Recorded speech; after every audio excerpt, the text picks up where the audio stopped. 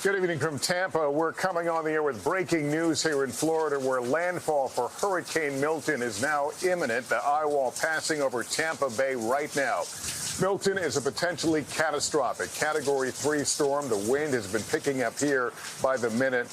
We could see winds as high as 120 miles an hour, but the biggest threat to life, we've said it before, the extreme flooding. The storm surge forecast to reach up to 13 feet would swallow huge portions of the Florida coastline and cause massive destruction.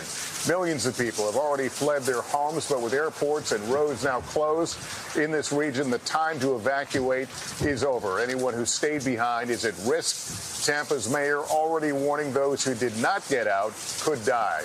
Ahead of landfall, Milton also made its mark today with a terrifying outbreak of tornadoes that ripped apart buildings and knocked out power in some areas. The last time Tampa took a direct hit from a hurricane was more than a century ago. The storm-weary region has barely started recovering from Hurricane Helene, which hit just 2 weeks ago. Marissa Parra is nearby here in Tampa with the latest. Marissa, what are you seeing?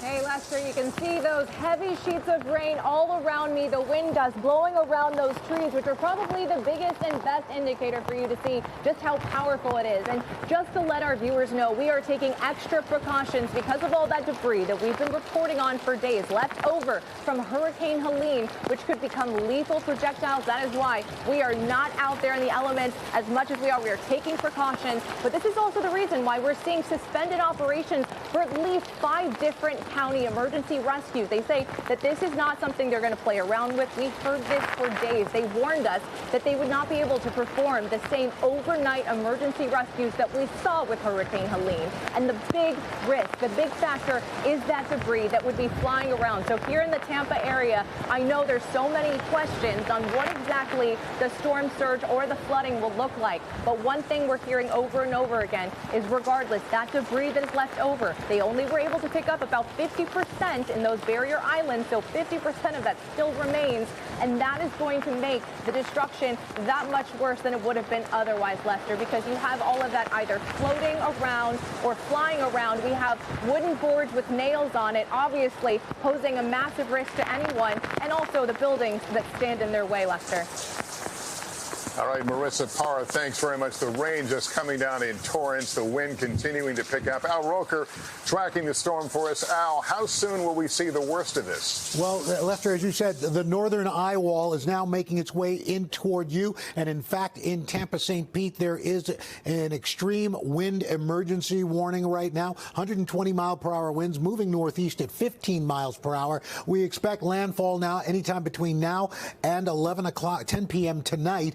So it is imminent, in fact, and then it makes its way through the state just south of Orlando and then out into the Atlantic. We do have those surge warnings right now, but we also have wind gusts right now. Sarasota 93, 53 Tampa, 43 West Palm Beach. And, of course, we're going to be looking at the possibility of extreme wind gusts of Sarasota looking at 125-mile-per-hour wind gusts, Captiva 63, Lakeland 65, 61-mile-per-hour wind gusts for Orlando. The storm surges right now, what we're looking at for Tampa to St. Petersburg, 6 to 9 feet right now, 9 to 13 feet. Sarasota to Fort Myers there, it could be about 8 to 12 feet.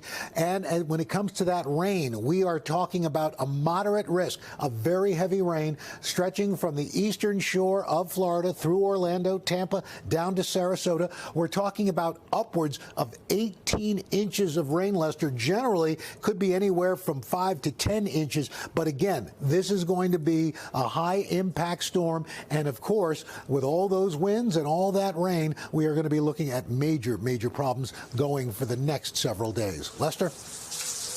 All right, Al, thanks very much as we look around, making sure we're not seeing any localized flooding here because the rain is coming down very heavily. We'll continue to monitor all this. It concludes this NBC News Special Report. We will have much more ahead all night long on our streaming network, NBC News Now, on NBC.com. I'm Lester Holt. Thank you for watching, and good evening.